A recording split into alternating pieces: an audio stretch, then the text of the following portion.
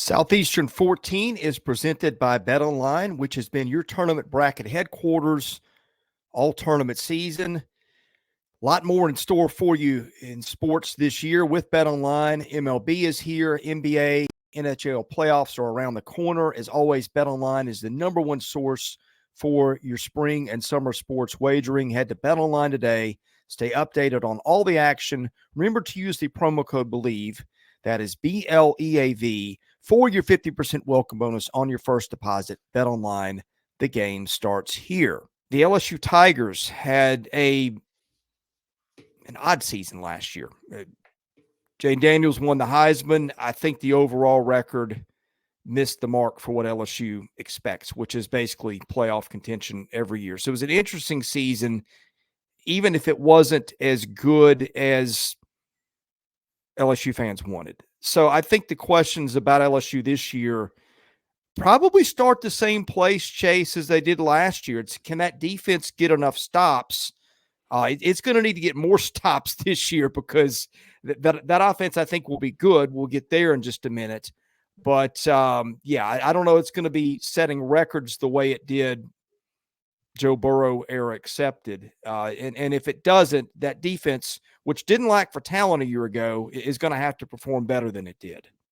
It's got to. I mean, that's point blank there. I mean, Jaden Daniels was able to get it done on offense for LSU last year, and they could have won so many more games if the defense had been playing at a high level last year. I mean, I think back to the Alabama game when Alabama couldn't stop Jaden Daniels before he got hurt, and if the defense had been able to stop Alabama some, I think that would have been a different outcome in that game. But they gave up 34 points. The LSU defense did per game to Power 5 teams, over 416 yards per game.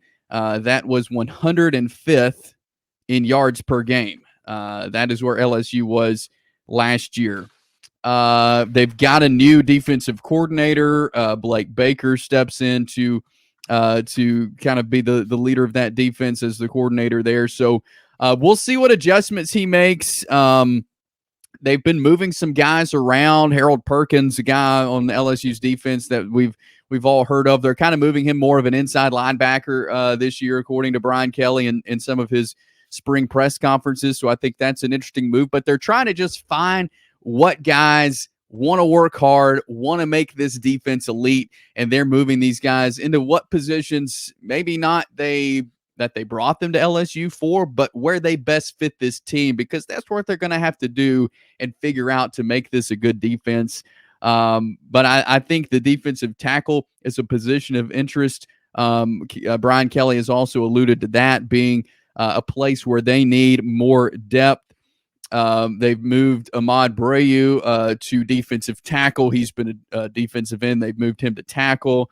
They've added Demarion Johnson to the defensive line. And so I think they're going to keep trying to stack up the defense, to make it better, to make it bigger.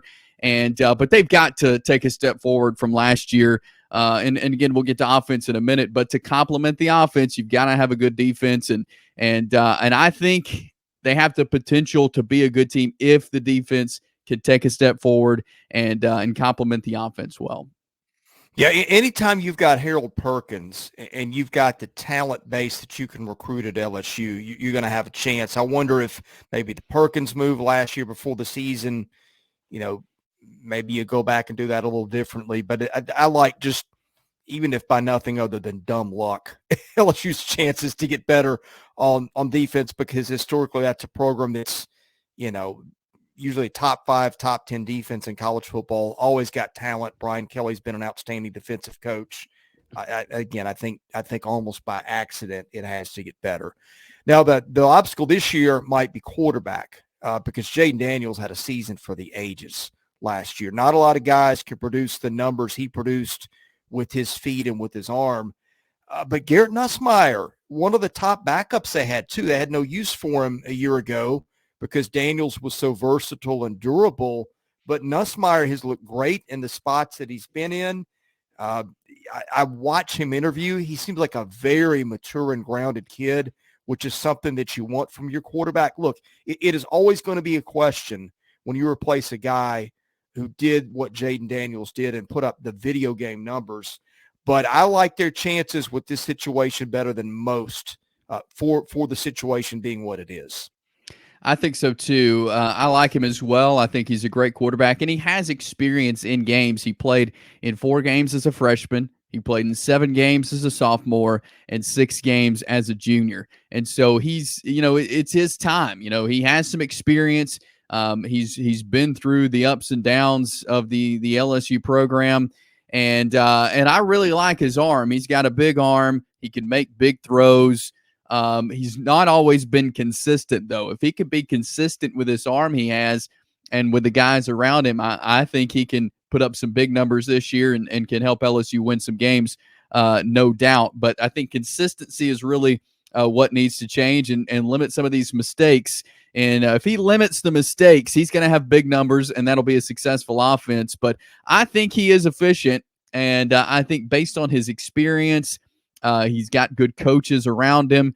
And so I think that's really going to help Garrett Nussmeier be successful. But anytime you've been in a program for the amount of time he's been in there, I think that's definitely going to help him be able to lead this offense and have the guys trust him. You mentioned in interviews, he seems like a really great guy, and I think they trust him, his teammates. And so when you're able to trust your quarterback and have the pieces around him that he does, I think Garrett Nussmeier is setting up for him to have a good season there at LSU.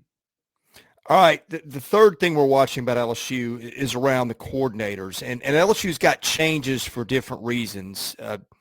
Defense, we talked about how that did not meet expectations last year. LSU went to Columbia, Missouri, snagged Blake Baker, who did a terrific job in a couple of years of turning that defense around.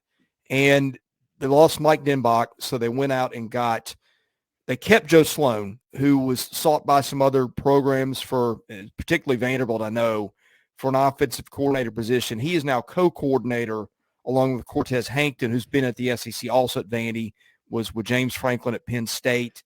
In any case, co-coordinating situation. Sloan was a quarterback's coach a year ago where he helped develop the Heisman winner. And by the way, that's going to be a name to watch in a year when some coaching vacancies happen, as they always do. But new year, new systems under those 3 guys, how do we think it's going to look? Joe Sloan, we kind of got a teaser to this. Joe Sloan served as the OC in the bowl game where LSU had 492 yards of total offense. And so he does more of a throw-heavy offense, which I think fits Nussmeier perfectly because, like I mentioned, Nussmeier has the big arm, can make the big plays. Maybe some bigger plays than other quarterbacks can across the conference. So I think with his arm, the offense that Joe Sloan and the plays he likes to call fits him really well.